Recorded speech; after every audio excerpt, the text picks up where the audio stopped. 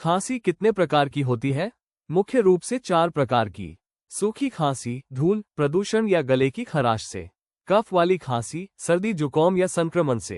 Allergic खांसी, धूल, पालतू जानवर या परागकण से। क्रॉनिक खांसी, अस्थमा, एसिडिटी या लंबे समय से धूम्रपान की वजह से। अन्य उपाय सूखी खांसी में अदरक रस और शहद। कफ वाली खांसी में तुलसी, अदरक और काली मिर्च की चाय। एलर्जिक खांसी में हल्दी, शहद और गुनगुने पानी से गरारे। क्रॉनिक खांसी में मुलेठी चबाना और आंवला लेना।